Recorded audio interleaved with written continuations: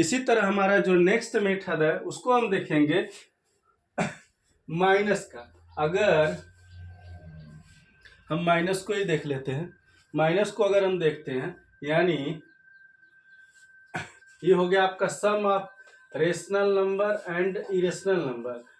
ये आपका rational number irrational number में 1C का चैप्टर 1C में आप देखेंगे तो ये उसके क्वेश्चंस भी है, तो ये क्वेश्चंस भी आपका सॉल्व होता जा रहा है, प्लस आपका इसके साथ में आप देखेंगे तो आपका क्वेश्चन भी सॉल्व हो गया, उसके साथ साथ आपको एग्जाम्पल भी मिलता गया। तो इसलिए हम देख लेते हैं दूसरा वाला क्वेश्चन है। दूसरा वाला मेथड कहता है different of rational and irrational number is always irrational number. जैसे आप देख लीजिए √3 है और -3 कर दीजिए, तो आप इसको माइनस करिए, यहाँ से पुट कीजिए वैल्यू 1.7320508087 और माइनस कर लीजिए 3। इसकी वैल्यू क्या आएगी? माइनस, इसकी वैल्यू क्या आएगी? -2.73205087, यानी ये भी क्या हुआ? Irrational number. यानी हम कोई भी चीज, कोई भी इरेशनल नंबर से रेशनल नंबर को माइनस करेंगे तो उसकी वैल्यू भी हमेशा इरेशनल नंबर ही आएगी। ये चीज आपको मैंने बता दिया। ये अगर आप 2-3 तरह से देखना चाहते हैं तो आप फिर देख लीजिए। अब जैसे कि different of an irrational and rational number is always rational number. अब आगे इसी को देख लीजिए,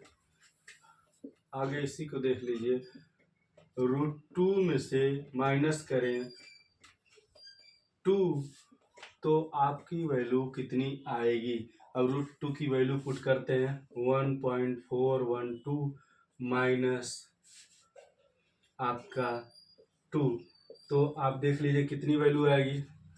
1 माइनस लगाएंगे क्योंकि जो बड़ा होता है उसका सिंबल पहले आगे, माइनस लगाएंगे -1.412 आपका जो आगे है, यानी ये भी इरेशनल नंबर ही हुआ। यानी दो संख्याओं का, पहली संख्या ये जब आपका इरेशनल नंबर है और दूसरी संख्या बी जब आपकी रेशनल नंबर है, उसका जब भी हम घटाना करेंगे, जब भी हम उसको माइनस करेंगे, ठीक, तब उसकी वैल्यू हमेशा आपकी इरेशनल नंबर ही आएगी।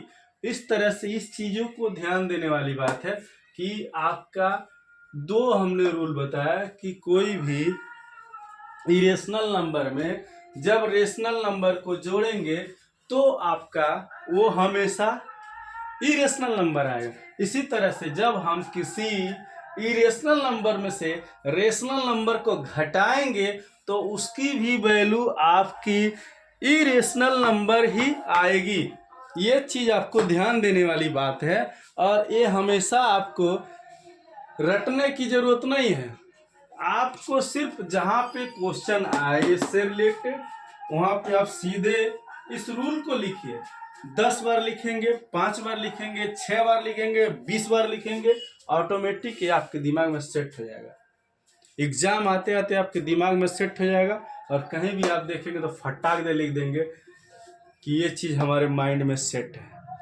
समराइज कीजिए। मेमोरी पावर को बढ़ाने का तरीका यही है कि आप किसी चीज़ को, आप कहीं बैठे हैं तो उसको याद कीजिए कि किसी ने या कोई भी टीचर आपका पढ़ाया है या फिर मैं ही पढ़ा रहा हूँ तो वो ब्लैक बोर्ड पे या वाइट बोर्ड पे क्या लिखा गया था और उसका क्या रूल था, उसका क्या मतलब था, तो आपको ऑटोमेटिक याद आ जाएगा कि इसका मतलब क्या था, इसका इसका मतलब था क्या था और इसका काम क्या था।